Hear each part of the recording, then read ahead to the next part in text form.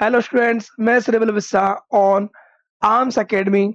आज हम स्टार्ट करेंगे ऑर्गेनिक केमिस्ट्री का first part, classification and nomenclature. तो ऑर्गेनिक केमिस्ट्री हम स्टार्ट कर रहे हैं नीट 1 ईयर के कोर्स में। उसमें हमें ध्यान रखना है कि ऑर्गेनिक केमिस्ट्री अगर हम सर स्टार्ट करते हैं तो उसमें क्वेश्चंस कैसे आते हैं, या नीट में हमें ऑर्गेनिक केमिस्ट्री को अगर सर तैयार करना है तो हमें पढ़ने का तरीका क्या होना चाहिए। तो ऑर्गेनिक केमिस्ट्री में जनरली क्या होता है, क्वेश्चंस अगर बात करें तो शुरुआत में हम पढ़ेंगे जनरल ऑर्गेनिक केमिस्ट्री नॉमेनक्लेचर और के बाद में। तो मेनली जो जीओसी है उसमें हमें ज्यादा फोकस रखना पड़ेगा। इसके अलावा हमारा इसमें पार्ट हो गया आइसोमेरिज्म हो गया, तो आइसोमेरिज्म में भी बहुत इंपॉर्टेंट पार्ट है, ठीक है ना। और फिर चैप्टर्स जो है, चैप्टर्स में अगर देखा जाए तो क्वेश्चंस जो है कुछ नेम रिएक्शंस हो गई, वो हमें ध्यान रखना है। जैसे एल्डिहाइड कीटोन चैप्टर में 11th में हम सुनते हैं क्या, एल्डोल कंडेंसेशन सुनते हैं, कैनिजारो सुनते हैं। लगभग हर चैप्टर में आपको 4 से 5 नेम रिएक्शन मिलती है, तो हमें वो ध्यान रखना है। मेन बात ये है, हमें जो जीओसी है जनरल ऑर्गेनिक केमिस्ट्री, और इसके अलावा अगर हम देखेंगे वहीं पे कुछ इफेक्ट्स आएंगे, जैसे रेजोनेंस हो गया, इसके अलावा इंडक्टिव इफेक्ट हो गया। तो ये टॉपिक जो है ये बहुत इंपॉर्टेंट रहने वाले हैं, और इंपॉर्टेंट रहने वाले हैं तो उसमें सबसे बड़ी बात ये है, ऑर्गेनिक केमिस्ट्री में एक पार्ट आएगा मैकेनिज्म। तो मैकेनिज्म ही वो बात है, तुम्हारे और मेरे बीच में भी एक मैकेनिज्म जो है वो शानदार होनी चाहिए। जितनी अच्छी मैकेनिज्म होगी उतना ही रिजल्ट, उतना ही प्रोडक्ट जो है वो ज्यादा बनेगा, और उतने ही मार्क्स जो है हमारे प्रोडक्ट की फॉर्म में वो बहुत हाई आएंगे। तो आज अपन देखते हैं क्लासिफिकेशन एंड नॉमेनक्लेचर। अब दिमाग में सर क्लासिफिकेशन कैसे, तो जैसे बात वही है कि ऑर्गेनिक केमिस्ट्री जो है उसकी स्टार्टिंग कहाँ से हुई थी।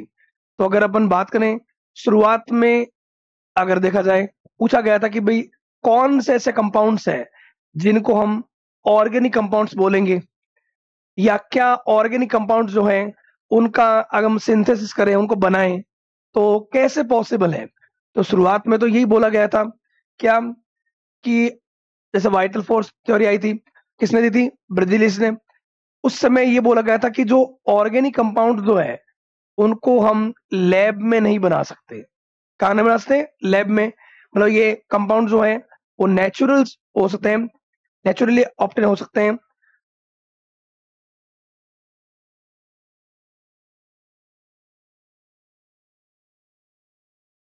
नेचुरली बोल सकते हो, या लिविंग सेल्स में जो भी कंपाउंड्स हमें मिलेंगे उनको ऑर्गेनिक कंपाउंड्स बोला गया था। लेकिन बाद में आपने अगर सुना हो कभी, फर्स्ट कंपाउंड जो बना था वो बना था यूरिया, और वो लैब में ही बना था अमोनियम साइनेट से, उसका रीअरेंजमेंट करने पर मिलता था। उसके बाद में तो एसिटिक एसिड, बहुत सारे ऑर्गेनिक कंपाउंड्स मिल गए। तो वाइटल फोर्स थ्योरी जो है वो क्या थी, 1815 में आई थी। Any organic compounds could not be synthesize in laboratory. अगर हम लैब में जाके अगर ऑर्गेनिक कंपाउंड बनाना चाहे तो उस समय ये माना गया था कि लैब में हम नहीं बना सकते। जो भी कंपाउंड्स मिलेंगे वो लिविंग सेल्स में मिलेंगे। जैसे लिविंग सेल्स में मान लो हमारे अंदर मान लो ग्लूकोज भी मिलता है, फ्रक्टोज भी मिलता है, ठीक है ना। इसके अलावा और भी कंपाउंड्स मान लो, ग्लूकोज का पॉलीमर जो होता है, ग्लूकोज का पॉलीमर क्या होता है, स्टार्च होता है। तो वही बोलते हैं कि जितने भी कंपाउंड्स लिविंग सेल्स में मिलते हैं उनको ऑर्गेनिक कंपाउंड्स बोला गया था, और लैब में हम नहीं बना सकते। बट बाद में so Berzelius suggested that there is a mysterious force in living organism में एक फोर्स होगा which was named as vital force। क्या बोलते हैं इसको, vital force। and said that organic compounds cannot be synthesized in laboratory। this theory was called as vital force theory। मतलब जो भी लिविंग सेल्स हैं उनमें एक वाइटल फोर्स होगा, और उसी से ही जो है, उसी से ये जो है कंपाउंड्स, ऑर्गेनिक कंपाउंड्स जो है वो जनरेट होते हैं या प्रोड्यूस होते हैं। तो उस समय मेन बात ये है, ये माना गया था कि कंपाउंड्स, ऑर्गेनिक कंपाउंड्स वो हम नेचुरली जो है ऑप्टेन कर सकते हैं, या लिविंग सेल से ऑप्टेन कर सकते हैं, लैब में नहीं बना सकते। बट बाद में जो है, बट 1828 साइंटिस्ट, कौन सा, जर्मन साइंटिस्ट वूलर जो है उसने सिंथेसाइज किया था किसको, यूरिया को। किसकी हेल्प से, अमोनियम साइनेट। किसकी हेल्प से, अमोनियम साइनेट, अमोनियम साइनेट जो है NH4CnO, तो अमोनियम साइनेट जो है उसका अगर हीटिंग करेंगे एंड रीअरेंजमेंट, तो हमें वहां पे जो कंपाउंड मिला था वो मिला था NH2CONH2। यूरिया जो है फर्स्ट ऑर्गेनिक कंपाउंड था। देख लो ऑर्गेनिक कंपाउंड में आपको क्या दिख रहा है, कार्बन भी दिख रहा है और हाइड्रोजन। आगे जाके ये बोला जाएगा कार्बन हाइड्रोजन ऑक्सीजन, इनसे मिलने वाले जो कंपाउंड्स जो है उनको ऑर्गेनिक कंपाउंड्स बोला गया था। जनरल डेफिनेशन ये होता है कार्बन एंड हाइड्रोजन से मिलकर जो बनने वाले कंपाउंड्स है वो क्या है, हाइड्रोकार्बन। और हाइड्रोकार्बन और उनके ही डेरिवेटिव, उनसे बनने वाले जो कंपाउंड्स है उनको क्या बोला गया था, ऑर्गेनिक कंपाउंड्स। तो ऑर्गेनिक कंपाउंड्स में फर्स्ट जो मिला था वो कौन सा मिला था, यूरिया। ओके, तो यहां से मेन स्टार्टिंग हुई थी किसकी, ऑर्गेनिक केमिस्ट्री की। और उसके बाद में देखा गया था कि कार्बन जो है उसने इतने सारे कंपाउंड बनाए। आज के टाइम पे अगर हम देखा जाए तो पूरे जितने भी कंपाउंड्स हैं, जितने भी एलिमेंट्स है पीरियोडिक टेबल में कितने हैं, 118। तो 117 एलिमेंट मिलकर जितने कंपाउंड्स बनाते हैं उनसे ज्यादा एक अकेला कार्बन जो है वो बना सकता है। क्योंकि कार्बन में शायद आपको पता होगा एक पावर होती है, कौन सी, कैटिनेशन पावर। कौन सी पावर, तो कैटिनेशन पावर रहता है। और कैटिनेशन पावर के कारण वो आगे से आगे चेन बना सकता है, रिंग बना सकता है। और उसी की वजह से कार्बन जो है बहुत सारे कंपाउंड्स जो हमें पढ़ने होंगे और याद भी करने होंगे और मिल बांट के अगर हम बहुत शानदार चलेंगे, मतलब जैसे मान लो नोट्स अपने को अच्छे से प्रिपेयर करने हैं, उसके अलावा इनमें अपन टाइम टाइम पे क्वेश्चंस भी देखते रहेंगे कि प्रीवियस ईयर में क्वेश्चन कैसे आए हैं। और हमें, क्योंकि क्या होता है जीओसी में ये रहता है कि अगर हम पढ़ रहे हैं अभी हमें सब कुछ आ रहा है, शुरुआत में मजा भी आएगा IUPAC नेमिंग में और आइसोमेरिज्म में। बट धीरे धीरे क्या होता है, हमें लगता है कि सर ऑर्गेनिक केमिस्ट्री इतनी बड़ी हो गई और कॉपीज जो है वो भर रही है, तो नोट्स बहुत बड़े हो गए, लेकिन अब इनको शॉर्ट में कैसे पढ़ा जाए। तो आपको ये भी बताऊंगा मैं कि हमें नोट्स को शॉर्ट कैसे करना है और हम कम पेज में बोल सकते हो या कम टाइम में हम ऑर्गेनिक केमिस्ट्री को कैसे तैयार कर सकते हैं। ओके, तो यही हमें जानना है कि टाइम भी कम लगे और मार्क्स भी बहुत ज्यादा आए। तो उसके लिए तो हमें काम करना पड़ेगा, काम करेंगे तभी नाम होगा। ओके, तो ऑर्गेनिक कंपाउंड्स के बारे में क्या बोलते अपन, हाइड्रोकार्बन एंड देयर डेरिवेटिव। अब जैसे हाइड्रोकार्बन में मैं अगर बोलता हूं अगर मैं बेंजीन, तो बेंजीन जो है ये बेंजीन का क्या हो गया, लाइन डायग्राम। रियल में यहाँ पे क्या होता है, कार्बन, इधर भी carbon carbon carbon and carbon and carbon, सारे कार्बन है। एवरी कार्बन पर क्या होता है, हाइड्रोजन। तो कार्बन और हाइड्रोजन से मिलकर बनने वाले कंपाउंड्स को क्या बोलेंगे, हाइड्रोकार्बन। और क्या रहता है इसमें, अल्टरनेट डबल बॉन्ड। और अल्टरनेट डबल बॉन्ड होने से भी आगे हम जानेंगे कि क्या रहता है, क्या इनमें चेंज मिलता है। तो ये जो कंपाउंड है अब इनमें क्या चेंज कर सकते हैं, डेरिवेटिव मतलब क्या है, बेंजीन है। अब अगर बेंजीन में मैंने एक हाइड्रोजन हटाया और एक हाइड्रोजन हटा के मैंने वहां पे ऐड कर दिया CH3, तो अगर CH3 ऐड कर दिया तो उसको आगे जाके हम बोलेंगे टोलुइन। तो कंपाउंड क्या था, बेंजीन था, बट बेंजीन से ही बन रहा है, उसको अपन बोलते हैं डेरिवेटिव, बेंजीन का ही डेरिवेटिव। या अगर मैंने मान लो CH3 हटाया, मैंने यहाँ पे OH जोड़ दिया, बेंजीन पे OH को आगे जाके हम बोलेंगे फिनॉल बोलेंगे। तो ये भी क्या है, बेंजीन से ही बनने वाला है। और बेंजीन खुद किससे बन रहा है, कार्बन और हाइड्रोजन से। तो कार्बन और हाइड्रोजन से मिलने वाले जो भी कंपाउंड्स हैं क्या बोलेंगे, hydrocarbon. Hydrocarbon and its derivative क्या बोलते हैं उनको, ऑर्गेनिक कंपाउंड्स। क्या बोलेंगे, ऑर्गेनिक कंपाउंड। जो शुरुआत में बोला गया था कि ऑर्गेनिक कंपाउंड जो है वो सिर्फ लिविंग सेल्स में मिल सकते हैं, तो ऐसा बात नहीं है। लैब में भी आज के टाइम पे मैंने अभी भी कहा था पूरे पीरियोडिक टेबल में 117 एलिमेंट मिलकर जितने कंपाउंड्स बना सकते हैं उनसे ज्यादा जो है अकेला कार्बन बना सकता है, due to catenation power. Catenation power क्या है, अगर एक एलिमेंट ज्यादा से ज्यादा क्या बनाए, चेन बनाए, रिंग की फॉर्म में मिले, तो ज्यादा से ज्यादा बॉन्ड बनाए, ऐसा बोल सकते हो, तो उसको हम बोलते हैं कैटिनेशन पावर। ओके, तो ये बेंजीन के डेरिवेटिव बहुत हमें पढ़ने हैं इस चैप्टर में। टेट्रावेलेंसी ऑफ कार्बन, अब कार्बन की टेट्रावेलेंसी क्यों होती है, तो आपको पता है पीरियोडिक टेबल में कार्बन कार्बन आता है 6 नंबर पे। कार्बन का कॉन्फ़िगरेशन क्या होगा, 1s2 2s2 एंड 2p2 होगा ना, होगा, इतना तो पता ही आपको। और इनमें से ये न्यूक्लियस कार्बन का, फर्स्ट ऑर्बिट में कार्बन के पास कितने इलेक्ट्रॉन, 2 इलेक्ट्रॉन, कितने इलेक्ट्रॉन, 2। और सेकंड ऑर्बिट में हमारे पास कार्बन के कितने इलेक्ट्रॉन, सेकंड ऑर्बिट में हमारे पास 4 इलेक्ट्रॉन, 1 2 3 एंड 4, 4 इलेक्ट्रॉन। अभी जो 4 इलेक्ट्रॉन है वो है आउटर ऑर्बिट में, तो outer orbit, outer orbit, outer orbit को अपन क्या बोलते हैं, वैलेंस सेल, क्या बोलते हैं। और वैलेंस सेल में जो होगा, वैलेंस सेल में जितने इलेक्ट्रॉन्स होंगे उसी को तो अपन क्या बोलेंगे, वैलेंसी।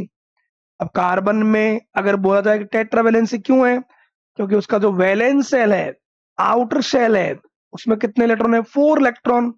और 4 में से भी अब कोई बोल दे बच्चा कि सर इसमें 2s2 तो क्या है, पेयर्ड है, एंड 2p2 2 इलेक्ट्रॉन अनपेड। तो दिमाग में आया सर अनपेड इलेक्ट्रॉन ही तो बॉन्ड बनाते हैं, ऐसा हमने केमिकल बॉन्डिंग में पढ़ा है। तो हम लाला इसको अगर हम एनर्जी देंगे तो इलेक्ट्रॉन कहा जाएगा आगे। तो यहां ये इलेक्ट्रॉन अनपेड कितने हो गए, 4। तो अनपेड 4 हो गए। First excited state, first excited state में कितने अनपेड हो गए, 4। 4 अनपेड है, इट मीन्स कार्बन कितने बॉन्ड बनाता है, 4 बॉन्ड, मैक्सिमम बॉन्ड 4 बनाता है। इसीलिए कार्बन की वैलेंसी कितनी होती है, टेट्रावैलेंसी। और ये टेट्रावैलेंसी बनाते बनाते इतने कंपाउंड बना देगा कि आप सोचने में मजबूर हो जाओगे कि इनको कैसे पढ़ा जाए। ओके, तो ऑर्गेनिक केमिस्ट्री में यही होता है सर, इतने कंपाउंड्स है, इतनी स्ट्रक्चर्स है, वो कैसे याद करनी है, वो भी हम उसका तरीका निकालेंगे। उसके लिए हमें क्या करना पड़ेगा, काम करना पड़ेगा। ओके, तो आइए नेक्स्ट बढ़ते वन। पीछे वाला क्या था, इस पूरे में हमें ये जाना था कि कार्बन का कॉन्फ़िगरेशन होता है 1s2 2s2 2p2। उसकी बाहर वाली ऑर्बिट, आउटर ऑर्बिट में कितने इलेक्ट्रॉन है, 4 इलेक्ट्रॉन, और 4 इलेक्ट्रॉन है। आउटर ऑर्बिट जो है, आउटर ऑर्बिट, उसको अपन बोलते हैं वैलेंस सेल या आउटर मोस्ट शेल। तो आउटर मोस्ट शेल में कितने इलेक्ट्रॉन, 4 इलेक्ट्रॉन है, वही तो उसकी क्या है, वैलेंसी, क्योंकि वही तो, उतने ही तो वो बॉन्ड बना पाएगा, 4 बॉन्ड बना पाएगा, इसलिए tetravalency. Okay, representation of organic compounds. अब ऑर्गेनिक कंपाउंड्स हैं तो उनको रिप्रेजेंटेशन का कई तरीके होते हैं। एक तो हम सीधे क्या लिखते हैं, स्ट्रक्चरल फॉर्मूला,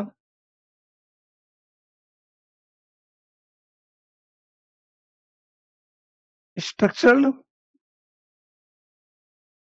फॉर्मूला कैसे, जैसे मान लो मेरे को बोला गया, ऐसे लिख दिया CnH2n+2,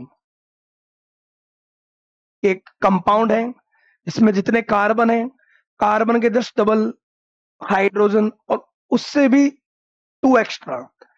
जैसे मान लो मेरे पास एक कंपाउंड है, इसमें जितने कार्बन है, कार्बन के जस्ट डबल, डबल से भी दो ज्यादा, मतलब CH4। कार्बन कितना है, 1, 1 का डबल क्या होता है, 2, 2 में मैंने 2 और ऐड कर दिया, 4। तो ये फॉर्मूला किसका हो गया, ये फॉर्मूला होता है एल्केन का। तो ये स्ट्रक्चरल फॉर्मूला है। स्ट्रक्चर क्या बोल सकते हैं इसको, जनरल फॉर्मूला बोल सकते हो, जनरल फॉर्मूला एल्केन के लिए। स्ट्रक्चर फॉर्मूला तो अपन स्ट्रक्चर के अकॉर्डिंग बोल पाएंगे, स्ट्रक्चर शो करने के अकॉर्डिंग, ठीक है। और एक एक स्ट्रक्चर को अपन लाइन के अकॉर्डिंग भी शो करते हैं, तो उसको लाइन डायग्राम भी बोलते हैं, उस अकॉर्डिंग भी है। तो बात ये जनरल फॉर्मूला जो, तो जनरल फॉर्मूला एल्केन का क्या हो गया, CnH2n+2।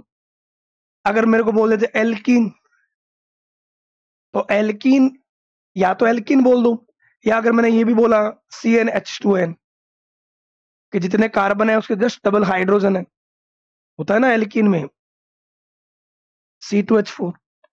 अब उसी एल्कीन को अगर मैं इस तरह से शो करता हूं, ये स्ट्रक्चर बना के बता रहा हूं, मतलब स्ट्रक्चरल फॉर्मूला सीधे लिख रहा हूं, मतलब क्या हो गया, जनरल फॉर्मूला। तो रिप्रेजेंटेशन जो है, रिप्रेजेंटेशन जो है वो क्या हो गया, एक जनरल फॉर्मूला के अकॉर्डिंग, और स्ट्रक्चर में क्या हो गया अपने को, है ना, जनरल फॉर्मूला के अकॉर्डिंग। तो जनरल फॉर्मूला जैसे एल्किन हो गया CnH2n+2, एल्किन का हो गया CnH2n, एल्काइन का हो जाता है क्या, एल्काइन का, एल्काइन का होता है CnH2n-2। कैसे, दिमाग में सर, एग्जाम्पल, कार्बन कितने बॉन्ड बनाता है, 4। तो अगर कार्बन का ये कंपाउंड, जब कार्बन कार्बन के बीच ट्रिपल बॉन्ड मिले, तो ट्रिपल बॉन्ड वाला होता है एल्काइन, डबल बॉन्ड वाला एल्कीन, और कार्बन कार्बन सिंगल बॉन्ड मिले तो एल्केन, है ना। ये तो हम 10th लेवल पे पढ़ते हैं कि कार्बन कार्बन सिंगल बॉन्ड मिले तो एल्केन, डबल मिले तो एल्कीन, और ट्रिपल मिले तो एल्काइन। अब यहाँ पे भी देख लो, कार्बन ने कितने बॉन्ड बनाए, 3 और 1 कितना, 4, मतलब इसका वैलेंसी क्या, टेट्रा वैलेंसी। बट यहाँ पे देखो कार्बन जितने हैं, हाइड्रोजन, कार्बन कितना था 1, कितने 2 है, तो कार्बन 2, हाइड्रोजन 2, तो एन की वैल्यू होगी, मतलब कार्बन के नंबर कितना 2 है, हाइड्रोजन भी 2 इंटू 2 -2, तो 2 इंटू 2 कितना होगा 4, 4 -2 मतलब ये भी कितना रह गया 2, तो C2H2। अब अगर मैं C2H2 लिखता तो वो एक जनरल फॉर्मूला हो गया, जनरल फॉर्मूला ही हो गया, और स्ट्रक्चर बना के बताया मैंने, तो वो हो गया स्ट्रक्चरल फॉर्मूला। ओके, मैं इसको ये भी लिख सकता था क्या, मॉलिकुलर फॉर्मूला, हाँ, जो अपन बोल जनरल फॉर्मूला बोल दो या मॉलिकुलर फॉर्मूला। तो मॉलिकुलर फॉर्मूला अगर मैंने ऐसा लिख दिया C2H2 लिख दिया, या मैंने जैसे कोई एल्कोहल है तो एल्कोहल का मैंने, मेरे को बोला गया एल्कोहल, तो मैंने लिख दिया CH3CH2OH, तो ये हो गया मॉलिकुलर फॉर्मूला। अब उसी मॉलिकुलर फॉर्मूला को मैंने बताया ऐसा, ये कार्बन जो है, इससे बस यही पता लग जाएगा आपको कि जो बोला जाता है कि कार्बन 4 बॉन्ड बना रहा है, तो वो स्ट्रक्चर से पता चलता है। यहाँ पे कार्बन ने 3 बॉन्ड बनाए, चौथा बॉन्ड किसके साथ होगा, कार्बन के साथ। फिर इस कार्बन ने हाइड्रोजन के साथ वो 2 बॉन्ड बनाए, फिर नेक्स्ट क्या आ गया OH। तो मैंने एक पूरा स्ट्रक्चर बना के बताया कि एवरी कार्बन 4 बॉन्ड बना रहा है, इसलिए वो टेट्रा वैलेंसी रखने वाला कंपाउंड है। यहाँ पे 1 2 3 4, और यहाँ पे OH। तो जब भी हमें ये जो पूरा कंपाउंड है ना, ये इसको हम आगे जाके सिर्फ लिखेंगे R, R लिखा हुआ है मतलब एल्काइल ग्रुप है, एल्काइल ग्रुप। अब वो एल्काइल 1 कार्बन है तो क्या कहना है, 2 कार्बन है तो क्या कहना है, वो हम आगे जानेंगे। ओके, तो अगर सिर्फ मैंने फॉर्मूला लिखा है तो वो मॉलिकुलर फॉर्मूला है, स्ट्रक्चर बताया है तो मतलब स्ट्रक्चरल फॉर्मूला। ओके, तो स्ट्रक्चर फॉर्मूला में एक दो और बता देता हूं मैं। मान लो जैसे मेरे को बोला गया कि कोई भी कार्बोक्सिलिक एसिड है, तो उसका मॉलिकुलर फॉर्मूला क्या होगा, तो कार्बोक्सिलिक एसिड में आपको ये मिलेगा COOH। अब यहाँ दिमाग में आता है सर, यहाँ पे तो कार्बन की वैलेंसी 3 ही हुई है, इधर कोई R लिख दो, R लिख दो। अब R की जगह मैंने ये लिख दिया CH3COOH।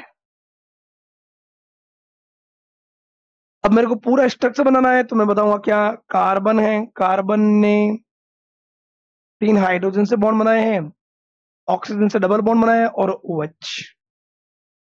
तो ये पूरा अगर स्ट्रक्चर बनाएंगे हम, स्ट्रक्चर के अकॉर्डिंग ही फिर हमें आगे पता चलेगा कि अगर एक कार्बन की चेन है तो कार्बन की चेन कितने कार्बन की है, और अगर हम चेन का डिसाइडिंग करेंगे तो हमें जो है वो किस तरफ से नंबरिंग करना है, तो वो हम हमेशा स्ट्रक्चर बनाकर ही बता पाएंगे। तो उसको अपन बोलेंगे स्ट्रक्चरल फॉर्मूला। सीधा हमें फॉर्मूला लिख दिया तो हम वो देख के हम ये बताएंगे या तो वो जनरल फॉर्मूला है उस कंपाउंड का, या फिर हम उसको बोलते हैं क्या, मॉलिक्यूलर फॉर्मूला बोलते हैं। ओके, एक और तरीका होता है कंडेंस्ड स्ट्रक्चर फॉर्मूला। उसी को अगर हमने कंडेंस कर दिया है ना, कि अगर मान लो कंपाउंड को जो भी फॉर्मूला है उसको एक तो हम पूरा ऐसे स्ट्रक्चर में लिख रहे हैं और एक शॉर्ट में लिख दिया, जैसे अब इसको एक एक मैंने ऐसे स्ट्रक्चर बना के बताया, एक शॉर्ट में लिख दिया CH3COH। तो वैसे भी अपन लिख सकते हैं कि पूरा ऐसे बनाए नहीं, सीधा इसको क्या लिख दिया CH3। तो ये जो तरीका होता है इसको बोलते हैं कंडेंस्ड स्ट्रक्चरल फॉर्मूला। ओके, एक होता bond line formula. Bond line formula तो इसके लिए यूज नहीं करना, मैं कार्बन हाइड्रोजन बॉन्ड के लिए बॉन्ड लाइन फॉर्मूला कैसे भाई, जैसे मान लो तुम्हें ऐसा लिख दिया, मान लो तो इसका मतलब यहां पे आ गया CH3, ये कार्बन दो से अटैच, मतलब ये ऐसा है CH3। ये जो यहां वाला कार्बन है, ये कार्बन, अब कार्बन की वैलेंसी कितनी होती है, कार्बन की वैलेंसी होती है 4। तो इधर भी कार्बन, इधर भी कार्बन, नेक्स्ट वाला कार्बन, फिर यहाँ पे भी कार्बन, फिर यहाँ पे भी कार्बन, फिर यहाँ पे भी कार्बन, फिर यहाँ पे भी कार्बन, और फिर लास्ट यहाँ पे भी कार्बन। तो कितने कार्बन है, 1 2 3 4 5 6 7 और 8। यहाँ पे भी देख लो 1 2 3 4 5 6 7 8।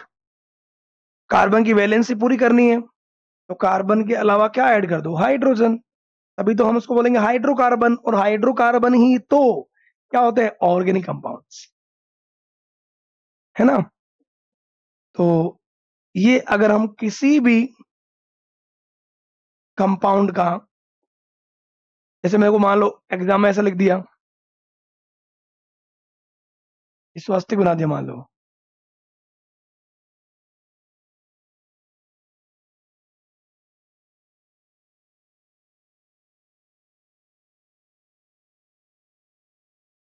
तो ये भी एक ऑर्गेनिक कंपाउंड की स्ट्रक्चर हो सकती है क्या।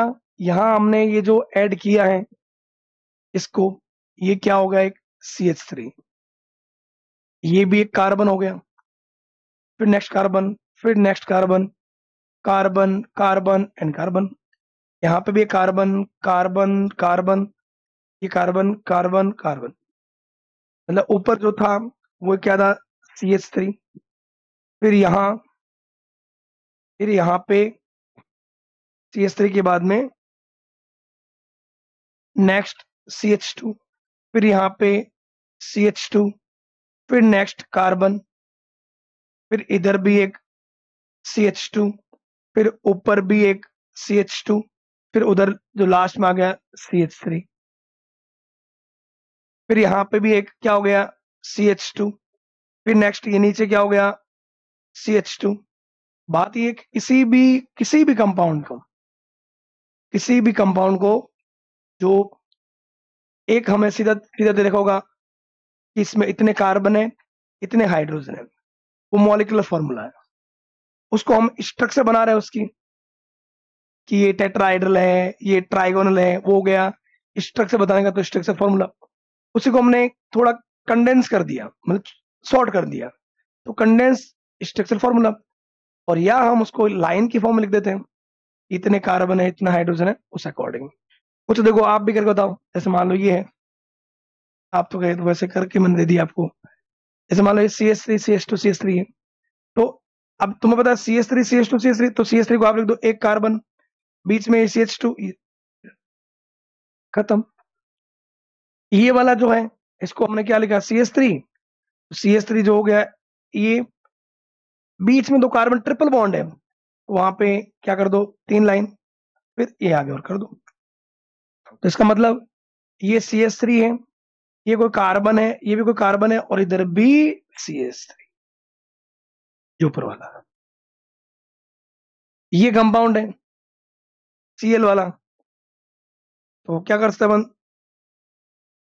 Cl, और फिर क्या हो गया, एक लाइन, फिर ये लाइन नेक्स्ट, फिर नेक्स्ट, यहां पे ऐसा कर दिया मान लो, ये जो कार्बन है इसकी 3 वैलेंसी तो पूरी है, मतलब यहाँ पे एक क्या अटैच है, हाइड्रोजन। ये भी कार्बन 1 2 3, यहाँ पे भी एक हाइड्रोजन, और इधर वाला कार्बन जो है उस पे तीनों हाइड्रोजन अटैच, मतलब CH3 CH double bond CH Cl। तो इसको अपन बोलते हैं लाइन डायग्राम। क्या बोलते हैं? Bond line diagram, bond line formula. तो ये आराम से आप देख सकते हो, जो भी कंपाउंड्स ऊपर दे रखे हैं उनको आप बनाने की ट्राई करना।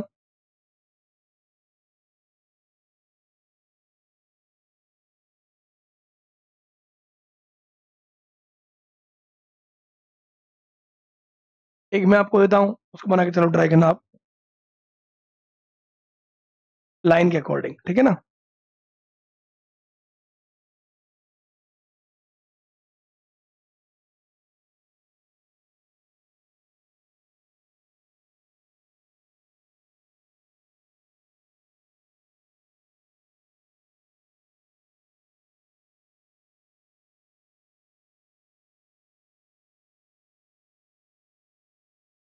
इसको आप ट्राई करना कि आप इसको लाइन डायग्राम में कैसे बनाओगे। मैं आपको नेक्स्ट क्लास में पूछूंगा ये, कि आपको ये जो है इस स्ट्रक्चर को आप बॉन्ड लाइन डायग्राम में कैसे रिप्रेजेंट कर सकते हो।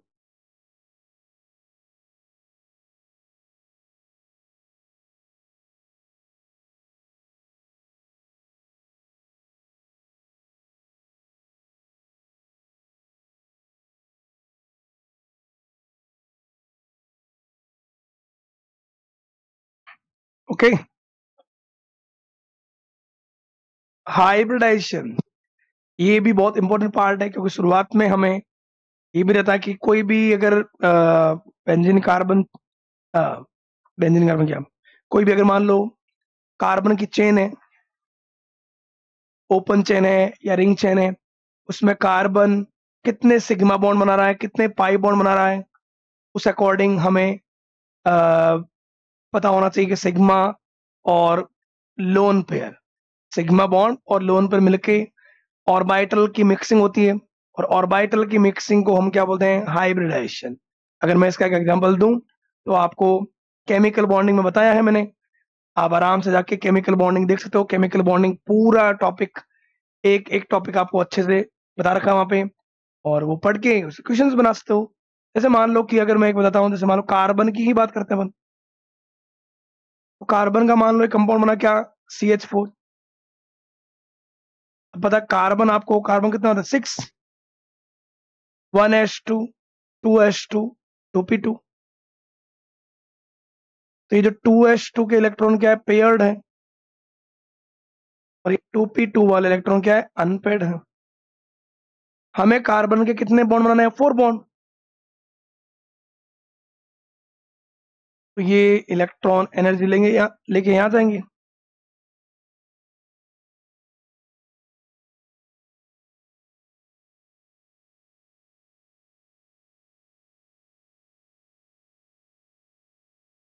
अब ये हो गया 2s, ये 2px, 2py और 2pz। तो इन ऑर्बिटल की यहाँ पे मिक्सिंग होती है। मिक्सिंग होने के बाद में जो नया बनता है, न्यू हाइब्रिड ऑर्बिटल। तो सारे हाइब्रिड ऑर्बिटल जो होते हैं वो सिमिलर होते हैं, शेप में भी सिमिलर होते हैं, एनर्जी भी सिमिलर होती है।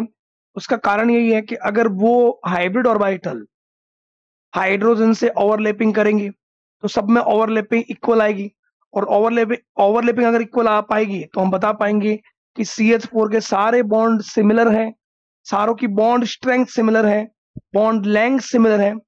अदरवाइज आप देखोगे तो आपको ओवरलैपिंग डिफरेंट मिलेगी, अगर आपने VBT के अकॉर्डिंग किया तो हाइब्रिडाइजेशन का मतलब ये होता है ऐसे ऑर्बिटल जिनकी एनर्जी ऑलमोस्ट इक्वल हो, energy almost equal, they can intermixed and form new hybrid orbital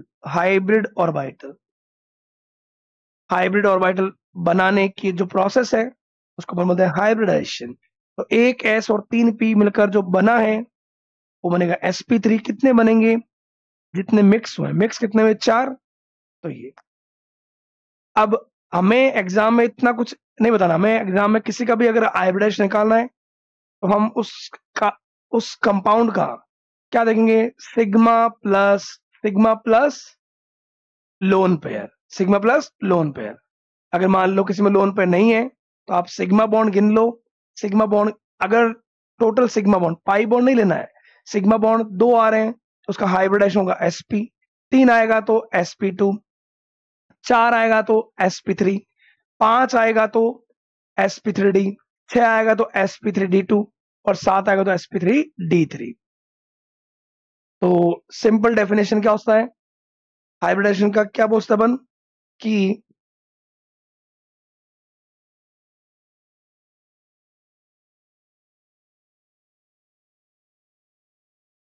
almost equal energy containing atomic orbitals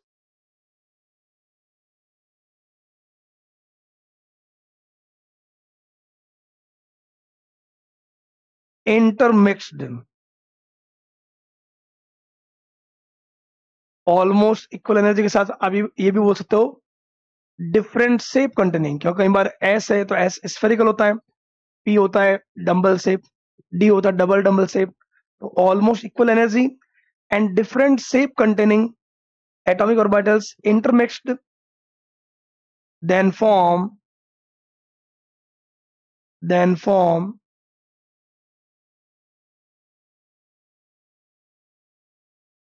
new hybrid orbitals, नए हाइब्रिड ऑर्बिटल्स बनाता है। और हाइब्रिड ऑर्बिटल अगर बनते हैं तो उस प्रोसेस को अपन बोलते हैं हाइब्रिडाइजेशन। और जो नए बनेंगे उन सबका शेप सिमिलर होगा, एनर्जी सिमिलर होगी, ओके। और वो जो है ओवरलैप करेंगे साथ वाले एटम के साथ और बॉन्ड बनाएंगे। अगर वो बॉन्ड बनता है इंटर न्यूक्लियर एक्सिस पे, किस पे, मतलब जैसे अगर कार्बन का p ऑर्बिटल और हाइड्रोजन का 1s ऑर्बिटल ओवरलैप करते हैं, अगर उस एक्सिस पर दोनों के क्या मिलते हैं, न्यूक्लियस। जिस एक्सिस पर, जैसे ये एक्स एक्सिस है, एक्स एक्सिस पे दोनों के न्यूक्लियस मिल रहे हैं, तो जिस एक्सिस पर दोनों के न्यूक्लियस मिलते हैं उसको हम बोलते हैं इंटर न्यूक्लियर एक्सिस। और इंटर न्यूक्लियर एक्सिस पे कौन सा बॉन्ड बनेगा, सिग्मा बॉन्ड। कौन सा, सिग्मा बॉन्ड। कई बार ऐसा भी हो कार्बन कार्बन से बॉन्ड बना रहा मान लो, तो कार्बन का अगर p है और पास वाला भी अगर p ऑर्बिटल है तो इनमें भी अगर ओवरलैपिंग हुआ है, ओवरलैपिंग होने पर दोनों के इस एक्सिस पर दोनों के न्यूक्लियस मिलते हैं तो इसको बोलेंगे inter nuclear axis. Inter nuclear axis पे कौन सा बॉन्ड बनेगा, सिग्मा। इसको बोलते हैं sp ओवरलैपिंग, बोलते हैं pp ओवरलैपिंग। और एक होता है ss, अगर एक का s दूसरे के s से ओवरलैपिंग करता है, ये भी इसका न्यूक्लियस, उसी एक्सिस पर दोनों के न्यूक्लियस मिल रहे हैं, तो इंटर न्यूक्लियर एक्सिस पर दोनों के इंटर न्यूक्लियर एक्सिस पर अगर ओवरलैपिंग हो रही है तो उस ओवरलैपिंग को अपन बोलेंगे कोएक्सियल ओवरलैपिंग। और बनने वाला बॉन्ड कौन सा होगा, सिग्मा। यहाँ पे भी सिग्मा बनेगा, यहाँ पे भी सिग्मा बनेगा, यहाँ पे भी सिग्मा बनेगा। और वीबीटी में अपन बोलते हैं कि अगर एस के साथ में अगर पी आ रहा है तो पी आने के साथ डायरेक्शनल प्रॉपर्टी बढ़ती है, डायरेक्शनल प्रॉपर्टी बढ़ेगी तो ओवरलैपिंग ज्यादा होगी। तो अगर इन तीनों में देखा जाए तो सबसे स्ट्रांग बॉन्ड होता है पीपी में, फिर होता है एसपी में, एसएस का सबसे वीक होता है। उसका रीजन ये है उसमें जो है डायरेक्शनल प्रॉपर्टी कम होती है। अगर इन सबका एन सिमिलर, एन ऑर्बिट, जैसे मान लो ये भी 2s2s हो, ये 2s2p हो और ये 2p2p हो, तो सबसे ज्यादा 2p2p स्टेबिलिटी या बॉन्ड एनर्जी, फिर 2s2p और सबसे कम 2s2s। ओके, तो ये आपको ध्यान रखना है कि मैंने जो बताया हाइब्रिडाइजेशन में क्या होता है कि ऐसे ऑर्बिटल्स, ऐसे एटॉमिक ऑर्बिटल्स, ये जो ऑर्बिटल्स हैं, कार्बन है, कार्बन के ऑर्बिटल हैं, तो ऑर्बिटल जिनकी एनर्जी ऑलमोस्ट इक्वल हो, तो ऑलमोस्ट इक्वल है, वो क्या करेंगे, इंटरमिक्सिंग, और इंटरमिक्सिंग होने पर जो नया बनेगा, इसमें आप एटॉमिक ऑर्बिटल से ये भी बोलते हो कि ऑर्बिटल ऑफ सेंट्रल एटम, क्या बोलते हो, orbital of central atom. Central atom जो है कार्बन, उसके जो ऑर्बिटल हैं, those are having equal energy and and different shape, they intermixed and form new hybrid orbitals having equal energy, similar shape, they can overlap with side atom and form sigma and pi bonds. Okay, तो ये आपको पता होना चाहिए hybridisation के बाद में। और हाइब्रिडाइजेशन क्यों इंपॉर्टेंट है, क्योंकि हाइब्रिडाइजेशन से हम सिग्मा और पाई बता पाएंगे, और ये बता पाएंगे कौन सी उसकी ज्योमेट्री है। जैसे अगर मान लो कार्बन है, चारों अगर बॉन्ड सिग्मा बॉन्ड है, का चारों बॉन्ड, किसी भी एटम के साथ पहला बॉन्ड, फर्स्ट बॉन्ड, किसी भी एटम के साथ फर्स्ट बॉन्ड जो होता है वो इंटर न्यूक्लियर एक्सिस पे ही होता है। किस पे, इंटर न्यूक्लियर एक्सिस पे। तो फर्स्ट बॉन्ड हमेशा कौन सा बॉन्ड बनेगा, सिग्मा बॉन्ड। तो 4 सिग्मा हो, 0 पाई बॉन्ड हो, तो 4 सिग्मा मतलब क्या होगा, sp3। sp3 का बॉन्ड एंगल कितना, 109 डिग्री 28 मिनट। और क्या होगा, शेप, शेप बोल दो या ज्योमेट्री बोल दो, टेट्राहेड्रल। अगर किसी में कार्बन कार्बन में डबल बॉन्ड आ गया, जैसे अगर एल्किन आता ना, ये देखो 1 2 3, मैंने अभी क्या बोला, किसी के साथ भी पहला फर्स्ट बॉन्ड कौन सा होगा, सिग्मा बॉन्ड। अब ये जैसे ये कैसे बना है, मान लो 2 कार्बन थे, अब कार्बन का ये ऑर्बिटल, मान लो ये एक्स डायरेक्शन है, तो एक्स डायरेक्शन में तो इनके क्या मिल गए, न्यूक्लियस। वाई एक्सिस पर जो इसका पी ऑर्बिटल है, ये जो ओवरलैपिंग होगी ये कौन सी होगी, कोलेटरल ओवरलैपिंग। कोलेटरल ओवरलैपिंग से कौन सा बॉन्ड बनता है, पाई बॉन्ड। ये कौन से एक्सिस पे हुआ है, ये हुआ है ये वाई एक्सिस, तो ये पी वाई है और ये भी पी वाई। तो पी वाई में कौन सा बॉन्ड है, पाई बॉन्ड। जबकि ये जो है ये है पी एक्स, और ये भी कौन सा है, पी एक्स। पी एक्स में कौन सा बॉन्ड है, sigma bond. Inter nuclear axis पर सिग्मा बॉन्ड बनेगा, और इंटर न्यूक्लियर एक्सिस से परपेंडिकुलर 90 डिग्री पे कौन सा बनेगा, पाई बॉन्ड।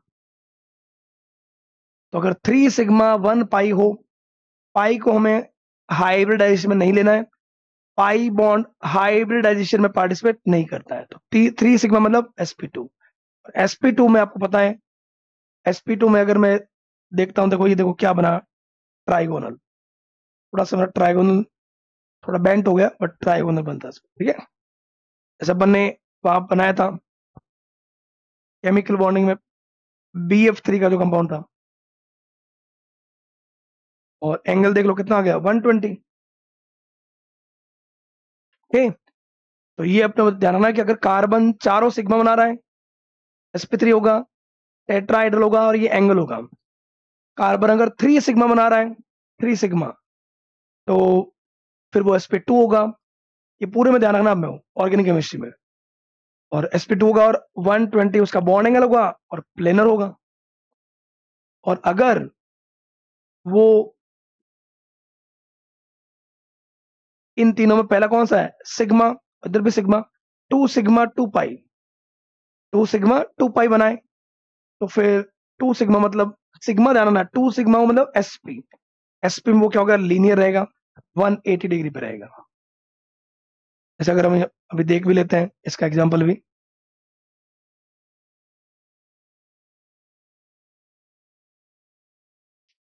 अपन जो बोलते हैं एल्काइन, एल्काइन में क्या होता है, ये तो होता है जो कार्बन है, कार्बन की ऑर्बिटल, एक ऑर्बिटल आ गया, एक्स एक्सिस को मैंने मान लिया इंटरन्यूक्लियर एक्सिस, तो इंटर न्यूक्लियर एक्सिस पे कौन सा बॉन्ड बन गया, सिग्मा। ये हो गई वाई एक्सिस, तो इनमें कौन सा बॉन्ड बन गया, पाई बॉन्ड। अब एक आएगा आउट द प्लेन, ये भी आउट द प्लेन, तो ये मान लो कौन सा हो गया, इसको मैंने एक्स माना, ये वाई हो गया, तो ये बाहर की तरफ कौन सा, जेड, तो ये पी जेड, और ये इधर भी पी जेड। तो ये जो आउट द प्लेन है, ये भी कौन सा बॉन्ड बनाएगा, पाई बॉन्ड। तो कार्बन ने पहला बॉन्ड तो कौन सा बनाया, सिग्मा, बाकी दोनों कौन सा बनाया, पाई। तो पाई वाले पार्टिसिपेट नहीं करते हैं हाइब्रिडाइजेशन में। तो सिग्मा कितने होते हैं, एक सिग्मा, एक उधर किससे बना लिया, हाइड्रोजन से, एक सिग्मा दो सिग्मा। तो एसपी वाले जो है वो एक लाइन पे रहेंगे, लाइन पे रहेंगे, लीनियर, लीनियर में कितना एंगल, 180 डिग्री। ओके। या कई बार ऐसा भी सिस्टम होता है कार्बन की चेन में, जिसको अपन एलिन, आगे जाके बोले एलिन सिस्टम, कार्बन कार्बन, ऐसा भी मिल सकता है आपको। मेरा इसमें कार्बन दोनों तरफ क्या बना रहा है, डबल बॉन्ड, तो एक सिग्मा दो सिग्मा। ये भी किसमें होगा, एसपी, किसमें होगा, एसपी। हालांकि ये जो टर्मिनल वाला है, किनारे वाले, एक सिग्मा दो और तीन, ये तीन सिग्मा वाले हैं।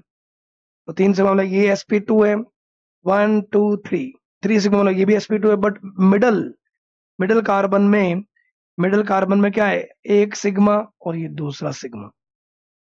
ओके। तो ये आपको ध्यान रखना है, सिग्मा बॉन्ड के अकॉर्डिंग हम ये पहचान सकते हैं, इतने सिग्मा अगर 2 है तो sp3 होगा तो sp2, और 4 होगा तो sp3। Next, types of carbon and hydrogen, ये बहुत इंपॉर्टेंट है। कार्बन एंड हाइड्रोजन के टाइप इंपॉर्टेंट क्यों है, बहुत बार लिखा हुआ मिलेगा आपको, ये 1 डिग्री कार्बन है कि 2 डिग्री है कि 3 डिग्री है कि 4 डिग्री है। तो आपको यही ध्यान रखना है, अगर अगर कोई कार्बन, जैसे मैंने बोल दिया CH3H, मतलब एक कार्बन जो है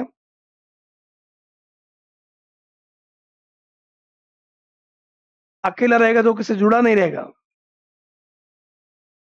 अकेला कार्बन, तो उसको बोलेंगे अपन 1 डिग्री कार्बन। क्या बोलेंगे, 1 डिग्री। या ऐसा बोलते हैं, अगर वो एक कार्बन से अटैच है, 1 कार्बन से, तो अपन बोलेंगे 1 डिग्री।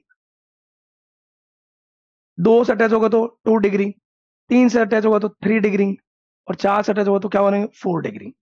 और उन कार्बन से जुड़ी हुई जो हाइड्रोजन होगी, जैसे अगर ये हाइड्रोजन है, तो ये ऐसे कार्बन से अटैच है जो खुद 1 डिग्री है, तो 1 डिग्री कार्बन से जुड़ी हुई हाइड्रोजन को क्या बोलेंगे, 1 डिग्री हाइड्रोजन। जैसे अभी मान लो मैं अगर आपको बोलूं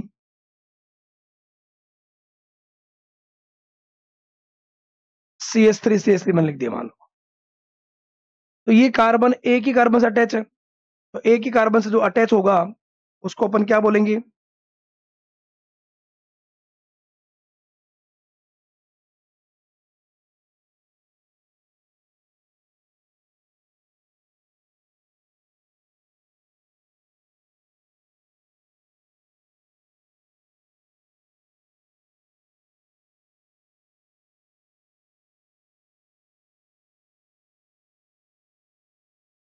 एक ही कार्बन से जो अटैच होगा उसको क्या बोलेंगे, 1 डिग्री।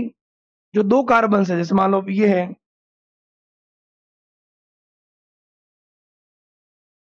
ये कार्बन जो है वो इधर भी कार्बन से अटैच है, इधर भी कार्बन से अटैच है, तो क्या बोलेंगे इसको अपन, 2 डिग्री कार्बन।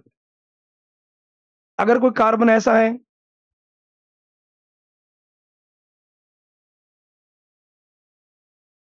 मैंने मान लो यहाँ पे एक फंक्शन ग्रुप लगा दिया OH, तो OH जिस कार्बन से अटैच है, वो कार्बन 3 कार्बन से अटैच है, 3 कार्बन से, तो हम उसको बोलेंगे क्या, 3 डिग्री कार्बन। क्या बोलेंगे, 3 डिग्री कार्बन। और अगर कोई कार्बन ऐसा है, इधर भी CH3, इधर भी CH3, इधर भी CH3, और इधर भी CH3, कितनों से अटैच है ये कार्बन, 4 कार्बन से, तो हम इसको क्या बोलेंगे, 4 डिग्री। क्या बोलेंगे, 4 डिग्री।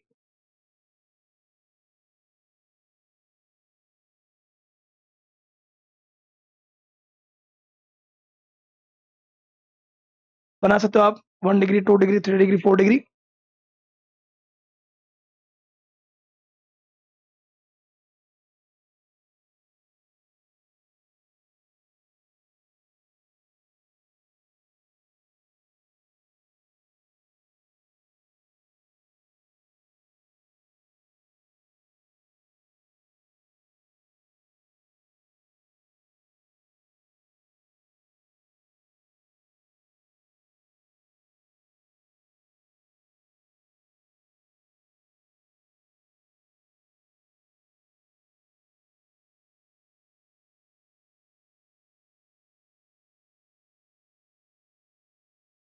तो ये आपके जो था वो क्या था, एक ही कार्बन से अटैच है, तो क्या हो गया 1 डिग्री।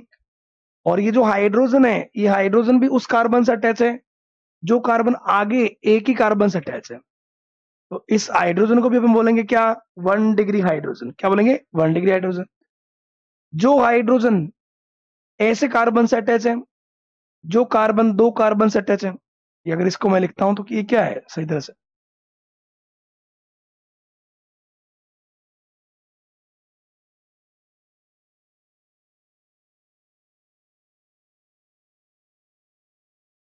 तो अगर एक कार्बन एक ही कार्बन से अटैच हो तो हम बोलेंगे 1 degree carbon.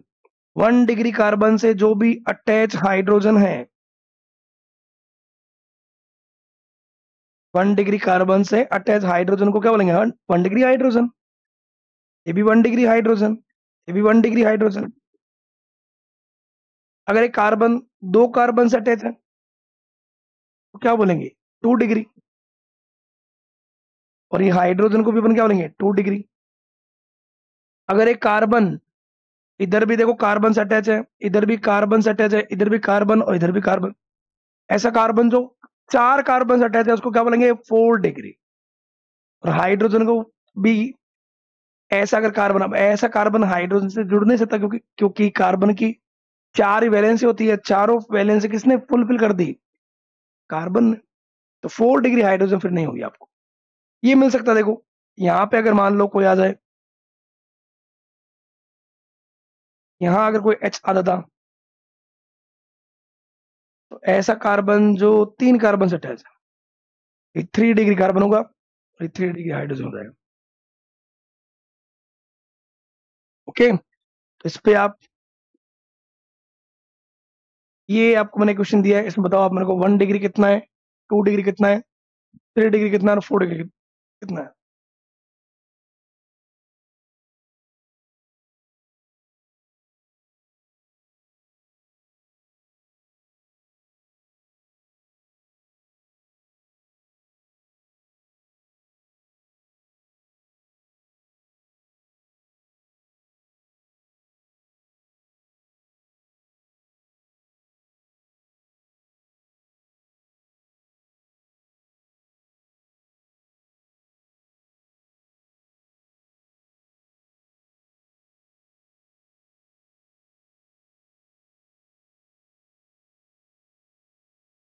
How many 1 degree carbon, 2 degree carbon, 3 degree carbon and 4 degree carbon.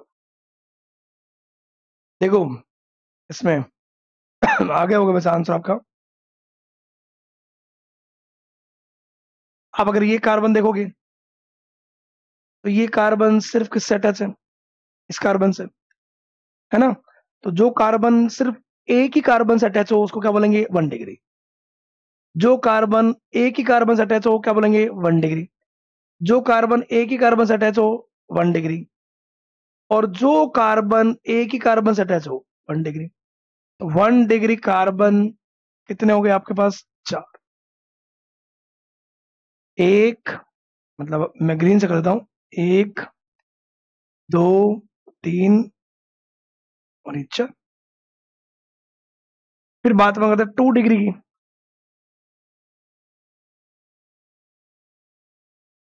ऐसा कार्बन जो दो कार्बन से अटैच हो, तो ये जो कार्बन है, ये देखो इधर भी ये कार्बन से अटैच है, इधर भी ये कार्बन से अटैच है। तो 2 डिग्री कार्बन एक हो गया। फिर जो नेक्स्ट कार्बन है वो ऊपर भी अटैच है, एक, दो, तीन और चार। तो 4 डिग्री कार्बन अपने पास एक हो गया, 3 डिग्री कोई है ही नहीं, कोई भी नहीं। देख लो और कितने कार्बन, इतने तो थे, 4 कार्बन हो गए 1 डिग्री, एक हो गया 2 डिग्री और एक हो गया 4 डिग्री। कितने कार्बन है आपको? 5 और एक 6 ही तो है। तो 3 डिग्री क्या हो गया? 0। अब अगर आपको हाइड्रोजन पूछे कि 1 डिग्री हाइड्रोजन कितना है, तो ऐसा हाइड्रोजन जो 1 डिग्री कार्बन से अटैच हो, तो 1 डिग्री कार्बन ये और ये, 1 डिग्री कार्बन से कितना हाइड्रोजन अटैच है? 3, 3 6, 3 9 और 2 11। 1 डिग्री हाइड्रोजन हो गए हमारे पास 11। 2 डिग्री हाइड्रोजन, तो 2 डिग्री कार्बन ये है, इससे अटैच हाइड्रोजन एक ही है।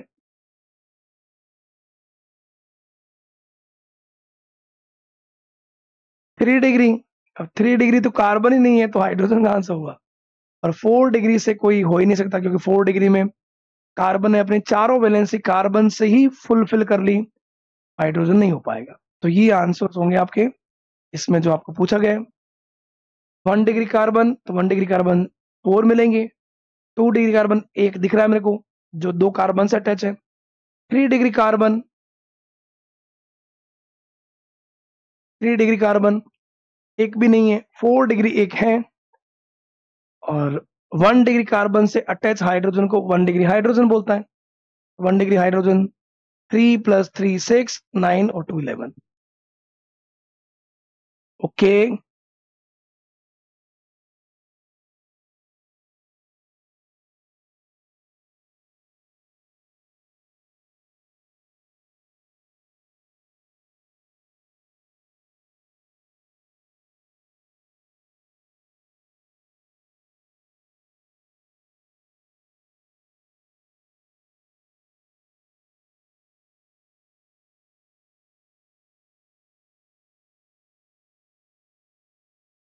नेक्स्ट आपके पास एक कंपाउंड और है, बेंजीन के ऊपर CH3 को अपन बोलते हैं टोलुइन।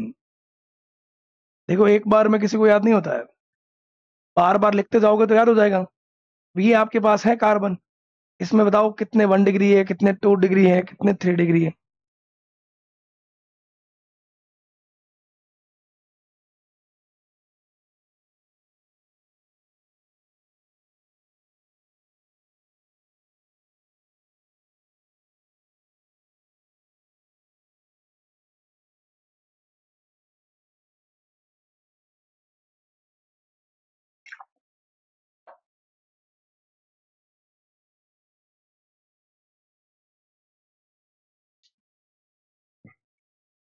तो क्या आंसर आ रहा है बच्चों?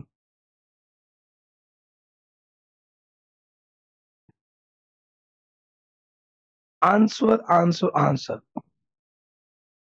पूछा जाए आपको अगर कि प्रश्न ये है तो उत्तर क्या है, आप बोलते हो सर उत्तर, उत्तर एक दिशा है ना? तो उत्तर एक दिशा है, तो हमें दिशा पे नहीं जाना है, हमें कहाँ जाना है? टोलुइन पे जाना है। टोलुइन में आप ये देखोगे, देखो जो कार्बन है वो ऊपर वाले CH3 से अटैच है, इस तरह वाला कार्बन इधर कार्बन, नेक्स्ट कार्बन, यहाँ पे भी कार्बन, यहाँ पे भी कार्बन और यहाँ पे भी carbon. Okay, hydrogen hydrogen hydrogen hydrogen and hydrogen, double bond and double bond. तो आप ये देखोगे, ये जो ऊपर वाला कार्बन है वो टॉप पे, ये सिर्फ एक ही कार्बन से अटैच है, जो ये बेंजीन रिंग वाला। तो अगर कार्बन एक ही कार्बन से अटैच हो तो उसको क्या बोलेंगे? 1 डिग्री। तो 1 डिग्री कार्बन तो मुझे मिल गया एक।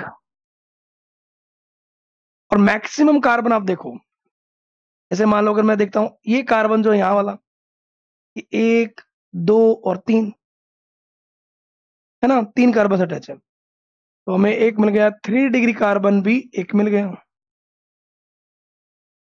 बाकी आप कार्बन देखोगे, देखो यहां वाला कार्बन रिंग में, ये कार्बन, इधर भी कार्बन है, इधर भी कार्बन है, तो ये कार्बन 2 कार्बन से अटैच है, तो मतलब 2 डिग्री।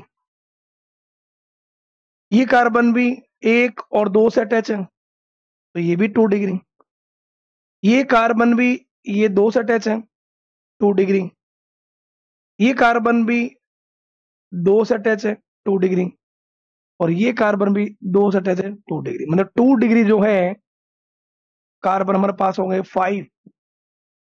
टोटल कितने कार्बन है? 7 ही तो थे, 1 और 6 ये। तो ऊपर वाला हो गया 1 डिग्री, उसके जस्ट नीचे वाला हो गया 3 डिग्री। बाकी सारे कार्बन कोई भी 2 कार्बन से अटैच है, मतलब 2 डिग्री। 2 डिग्री कितने हो गए? 5। और उनसे जुड़ी हुई हाइड्रोजन, अब आप यहां पे देखोगे 1 डिग्री से जुड़ी हुई हाइड्रोजन कितने? 3। तो 1 डिग्री हाइड्रोजन तो हो गई सर 3। फिर 2 डिग्री हाइड्रोजन बोला जाए, 2 डिग्री कार्बन पे हाइड्रोजन 1 2 3 4 और 5। तो 2 डिग्री हाइड्रोजन भी कितनी हो गई? 5। और 3 डिग्री हाइड्रोजन आपको पूछा जाए, तो 3 डिग्री कार्बन है, उस कार्बन की वैलेंसी कंप्लीट है। देखो 2 3 और 1 4, वैलेंसी कंप्लीट है, मतलब हाइड्रोजन वहां पे है ही नहीं। 3 डिग्री हाइड्रोजन क्या हो गया? 0। तो ये आंसर्स मिलेंगे आपको, देख लो, मैच कर लो। अगर आपके यही आंसर मिले हैं तो आपका आंसर सही है।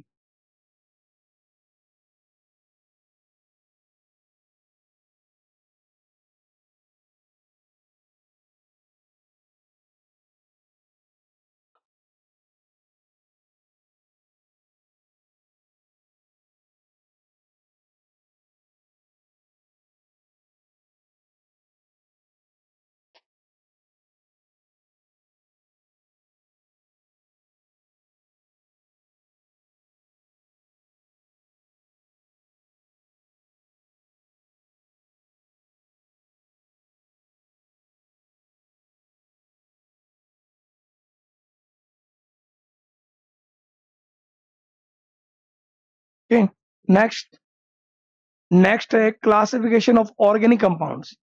ऑर्गेनिक कंपाउंड का क्लासिफिकेशन, कि मतलब ऑर्गेनिक कंपाउंड में हमें किस किस टाइप में कंपाउंड्स मिलेंगे। तो शुरुआत में अगर मेनली अपन ये बोल सकते हैं, तो ऑर्गेनिक कंपाउंड में हमें 2 तरह के कंपाउंड मिलते हैं। या तो हमें मिलेंगे एक ओपन चेन में, और या मिलेंगे क्लोज चेन में। ओपन चेन में कैसे? जैसे एल्केन है, जैसे टर्मिनल एंड जो है बेटा ओपन है, अटैच ना हो मान लो। लेकिन अगर मान लो टर्मिनल फर्स्ट और लास्ट कार्बन, फर्स्ट और लास्ट कार्बन बॉन्डेड हो, 1 2 3 4 5 और ये 6, तो फर्स्ट और लास्ट अगर बॉन्डेड रहेगा तो हम उसको क्या, क्लोज चेन। तो open chain and close chain. अब ओपन चेन और क्लोज चेन में भी कुछ और आगे क्लासिफिकेशन आएगा। क्या आएगा? ऑर्गेनिक कंपाउंड में सबसे पहले ओपन चेन, इसको अपन बोलते हैं असाइक्लिक कंपाउंड। क्या होते हैं? A cyclic. तो ए साइक्लिक कंपाउंड जैसे मान लो एल्केन, एल्कीन, एल्काइन, उसमें भी हाँ, ए साइक्लिक में भी ऐसा है कि अगर मान लो कार्बन कार्बन में आपको सिंगल बॉन्ड मिले, कार्बन कार्बन में अगर हम सिंगल बॉन्ड मिलेंगे, तो हम एक सीरीज पढ़ेंगे एल्केन सीरीज। एल्केन सीरीज कोई एक मेंबर नहीं होता, बहुत सारे मेंबर हैं। ठीक है, ये फर्स्ट मेंबर मैंने बताया कि अगर मान लो में अगर फर्स्ट कार्बन के अकॉर्डिंग अगर कार्बन के नंबर 1 हो तो मीथेन बोलेंगे। 2 कार्बन के बीच में अगर सिंगल बॉन्ड मिले, तो पूरी चेन में ही अगर मान लो सिंगल बॉन्ड मिल रहा है, तो सिंगल बॉन्ड वालों को अपन बोलेंगे क्या? सैचुरेटेड। अगर उसमें डबल या ट्रिपल बॉन्ड मिलता है तो हम उसको क्या बोलेंगे? अनसैचुरेटेड। तो अनसैचुरेटेड में एल्कीन और एल्काइन। तो एल्कीन में कार्बन कार्बन में क्या मिलेगा? Double bond. और एल्काइन में हमें कार्बन कार्बन में क्या मिलेगा? Triple bond. ओके, तो ओपन चेन और क्लोज चेन। क्लोज चेन में मैंने अभी आपको बोला ही था, जिसका फर्स्ट और लास्ट कार्बन क्या हो? बॉन्डेड हो, और वो एक रिंग का फॉर्मेशन करेंगे, तो उनको अपन क्या बोलेंगे? Close chain. क्लोज चेन में भी कुछ होते हैं होमोसाइक्लिक और कुछ होते हैं हेट्रोसाइक्लिक। मतलब जो पूरी चेन है, जैसे अगर ये पूरी चेन कार्बन की बनी है, तो होमो मीन्स सारे एटम्स वो सिमिलर होने चाहिए। अगर उस पूरी चेन में, उस पूरी रिंग में अगर कोई दूसरा एटम आ गया, जैसे मान लो यहाँ पे ऑक्सीजन आ गया या पीरियड में नाइट्रोजन आ गया, तो उसको क्या बोलेंगे? हेट्रोसाइक्लिक। जनरल एक क्लासिफिकेशन ये है कि ऑर्गेनिक कंपाउंड्स हमें दो तरह के मिलेंगे, एक तो मिलेंगे साइक्लिक और एक नॉन साइक्लिक बोलते हो या असाइक्लिक। तो ए साइक्लिक में भी क्या होगा, अगर कार्बन कार्बन में सिंगल बॉन्ड मिले तो सैचुरेटेड, और अगर डबल बॉन्ड या ट्रिपल बॉन्ड मिले तो क्या बोलेंगे, अनसैचुरेटेड। और अनसैचुरेटेड में बी डबल बॉन्ड मिले और ट्रिपल बॉन्ड, डबल बॉन्ड मिलेंगे तो एल्कीन, ट्रिपल बॉन्ड मिलेगा तो क्या होगा, एल्काइन। सैचुरेटेड में कार्बन कार्बन में सिंगल बॉन्ड, तो एल्केन वाला जो है इनका भी एक जनरल फॉर्मूला रहेगा कि अगर हमें CnH2n+2 ये अगर जनरल फॉर्मूला मिलेगा तो सारी सीरीज एल्केन सीरीज होगी। अगर हमें ये जनरल फॉर्मूला मिलेगा CnH2n, जितने मतलब कार्बन है, कार्बन के जस्ट डबल नंबर में हाइड्रोजन है, तो उन सभी उस पूरे मेंबर्स ऑफ कार्बन सीरीज बोलते हो, या मान लो जो कार्बन या कार्बन हाइड्रोजन से मिलने वाले जो कंपाउंड्स हैं जिनमें सभी में मान लो डबल बॉन्ड मिल रहा है, तो उस पूरी सीरीज को हम क्या बोलेंगे, एल्कीन सीरीज बोल सकते हैं। और जिनमें ट्रिपल बॉन्ड मिल रहा है उसको एल्काइन। तो एल्काइन वालों को अगर पहचानना है तो उनका जनरल फॉर्मूला होता है CnH2n-2। जनरल फॉर्मूले से हम उसका आइडेंटिफिकेशन कर सकते हैं कि ये कौन सी सीरीज का मेंबर है। फिर होमोसाइक्लिक और हेट्रोसाइक्लिक। अब देखो साइकिल आएगी तो साइक्लिक में बेंजीन में आता है, तो इसमें ये भी है, अगर अपन होमोसाइक्लिक है जैसे बेंजीन, तो उसको भी अपन डिवाइड कर सकते आगे क्या, एरोमेटिक और नॉन एरोमेटिक। अब एरोमेटिक क्या होगा, नॉन एरोमेटिक क्या होगा, एक जनरल आइडिया मैं आपको दे देता हूं। अगर आपको इस पूरी ऑर्गेनिक केमिस्ट्री में अगर आपको एक रूल आएगा, Huckel's rule, 4n+2 pi electron. कोई भी आपके पास रिंग स्ट्रक्चर हो, है ना, कोई ऑर्गेनिक कंपाउंड हो कोई भी, उसमें अगर 4n+2 पाई इलेक्ट्रॉन हो, जैसे मान लो बेंजीन है, बेंजीन में पाई बॉन्ड कितने, 3 है। अगर मैंने यहाँ पे n की वैल्यू 1 रखा, 4 × 1 + 2 मतलब क्या हो गया, 6 पाई इलेक्ट्रॉन। पाई बॉन्ड कितने हैं इसमें, 1 pi bond, 2 pi bond, 3 pi bond, 3 pi bond. Every bond में कितने इलेक्ट्रॉन होते हैं, 2, तो 3 पाई बॉन्ड में कितने इलेक्ट्रॉन हो जाएंगे, 6 इलेक्ट्रॉन, 6 पाई इलेक्ट्रॉन। तो अगर 6 पाई इलेक्ट्रॉन है, अगर अल्टरनेट जैसे डबल सिंगल डबल, एक छोड़ के एक अल्टरनेट अगर डबल बॉन्ड मिले, तो अल्टरनेट डबल बॉन्ड मिलते हैं तो डबल बॉन्ड का आगे से आगे साइक्लिक रोटेशन होता है, इसको हम आगे जाके बोलेंगे रेजोनेंस। और अगर उस पूरी रिंग में सारे कार्बन क्या हो, sp2 हो, जिसको हम बोलते हैं प्लेनर, तो अगर 3 कंडीशन हो, sp2 हो, हक्कल्स को फॉलो कर रहा हो और साइक्लिक रेजोनेंस हो, तो उस कंपाउंड को हम क्या बोल सकते हैं, उसको हम एरोमेटिक बोल सकते हैं। अदरवाइज अगर एक भी नहीं हो रहा हो तो हम उसको बेटा बोलेंगे क्या, नॉन एरोमेटिक। क्या बोलेंगे, नॉन एरोमेटिक। तो एरोमेटिक क्या होते हैं, नॉन एरोमेटिक क्या होते हैं, ये भी हम पूरी बात करेंगे। ये बस बात इनमें ही आता है कि जो साइक्लिक है, बेंजीन से बनने वालों को अपन बोलते हैं बेंजीनॉइड, और जो बेंजीन से नहीं बनते हैं, बेंजीन से बनने वाले बेंजीनॉइड, तो बेंजीन से नहीं बनेंगे उसको क्या बोलेंगे, नॉन बेंजीनॉइड। मान लो बेंजीन के अलावा कोई और साइकिल हो, 7 कार्बन की हो जाए, तो उसको अपन, या मान लो 5 कार्बन की हो जाए, तो फिर उसको नॉन बेंजीनॉइड बोलेंगे। ठीक, तो ये बात है, ये हमें पढ़ना है आगे ऑर्गेनिक कंपाउंड के बारे में। आज हमने जो पढ़ा वो मैंने आपको एक तरह से ये बोल सकते हैं, हम स्टार्टिंग की है कि हमें अगर ऑर्गेनिक केमिस्ट्री पढ़नी है तो हमें ऑर्गेनिक केमिस्ट्री अगर शुरुआत हम करते हैं तो हमें पता होना चाहिए ऑर्गेनिक केमिस्ट्री में जो भी कंपाउंड्स होंगे वो किसके होंगे, कार्बन और हाइड्रोजन से मिलकर जो कंपाउंड बनते हैं उनको बोलते हैं हाइड्रोकार्बन।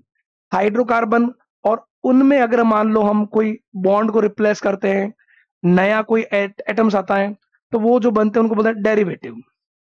बेंजीन है तो बेंजीन में मैंने एक हाइड्रोजन हटाया, वहां पे मिथाइल ऐड कर दिया, तो वो जो बनेंगे वो उसी के डेरिवेटिव बनेंगे।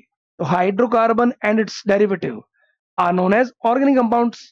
शुरुआत में हमने देखा कि शुरुआत में ये माना जा रहा था कि ऑर्गेनिक कंपाउंड्स जो है वो सिर्फ लिविंग सेल्स में बन सकते हैं। लिविंग सेल्स में ऐसा कुछ वाइटल फोर्स होता है जो उनको जनरेट करता है, और लैब में नहीं बन सकता। लेकिन एक कंपाउंड मिला सबसे पहले, यूरिया, जो वूलर ने बताया था कि हम लैब में भी बना सकते हैं। और जो अमोनियम साइनेट को हीटिंग किया गया था तो हमें यूरिया मिला था।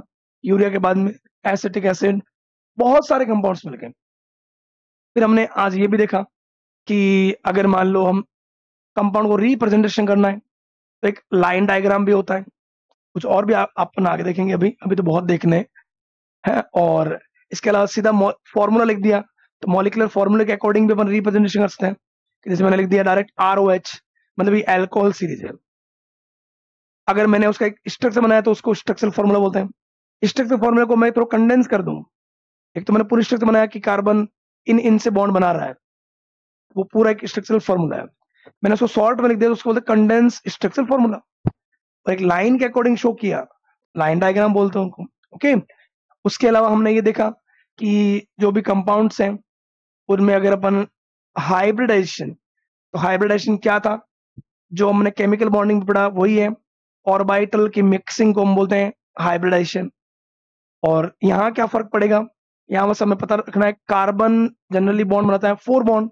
अगर 4 के 4 सिग्मा बॉन्ड मिले आपको तो sp3, और 4 में से अगर 3 सिग्मा मिले, एक पाई मिल जाए तो वो sp2 मिलेगा प्लेनर।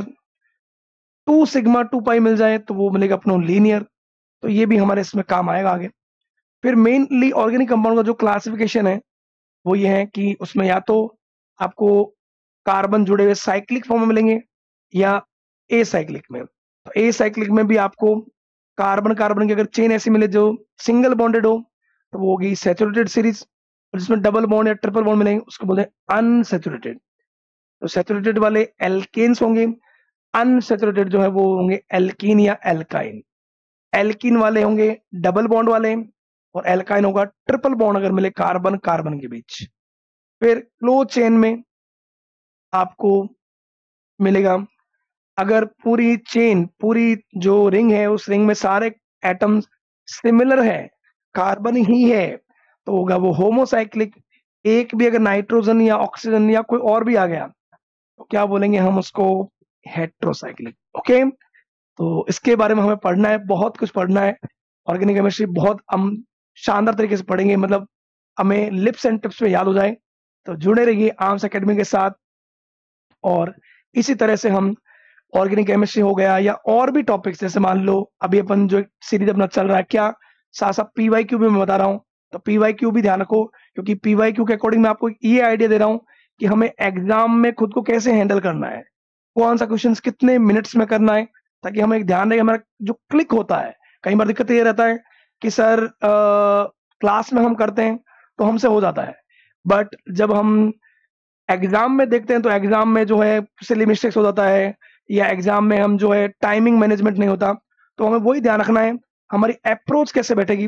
तो अप्रोच बैठेगी कैसे, जब आप जुड़े रहेंगे आर्म्स एकेडमी के साथ। तो थैंक यू सो मच।